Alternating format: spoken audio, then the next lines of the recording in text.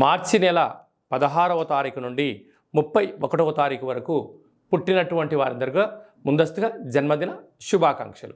గతంలో వివాహం చేసుకున్న వారికి వివాహ వార్షికోత్సవ శుభాకాంక్షలు. ద్వాదశ రాశుల్లో గ్రహ గమనాన్ని ఒకసారి వీక్షింపచేద్దాం. తులారాశి వారు ఈ ఆదివారం అష్టమి, ఆదివారం పూర్ణిమ సందర్భంగా ఎలాంటి విధి విధానాలు పాటించాలో ఈ వీడియోలో సవివరంగా సంపూర్ణంగా తెలుసుకుందాం.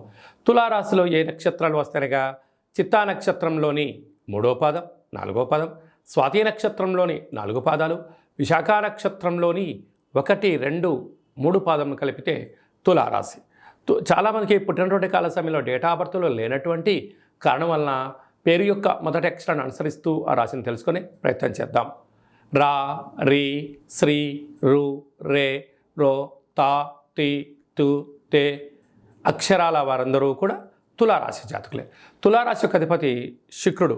వీరికి పంచమ స్థానంలో కుజుడు, శుక్రుడు, శని సంచార స్థితి, 6వ స్థానంలో బుధ సంచార స్థితి, అలాగనే రవితో కూడుకున్న రాహు సంచార స్థితి, 7వ స్థానంలో గురు సంచార స్థితి, వ్యయంలో కేతు సంచార స్థితి ఉన్నప్పుడు స్వల్పమైనటువంటి ఆస్తి తగాదాలు, తల్లిదండ్రుల నుంచి మీకు రావాల్సినటువంటి పిత్రాజీతాలు కానీ, వంశపారంపర్యంగా రావాల్సినటువంటి ఆస్తి వ్యవహారాలు, ప్రభుత్వ ఉద్యోగాలలో తల్లిదండ్రుల నుంచి మీకు రావాల్సినటువంటి ధనపరమైనటువంటి స్వల్పమైన చిక్కులు ఉండే అవకాశాలు ఉన్నాయి.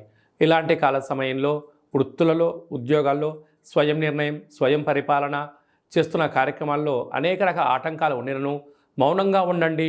ధ్యానం చేస్తూ దాన్ని అర్థం చేసుకొని మీరు మాట్లాడగలిగితే తరతరాలు కూర్చొని తిన్న ఆస్తిని మీరు సంపాదించడానికి అవకాశం ఉంటుంది.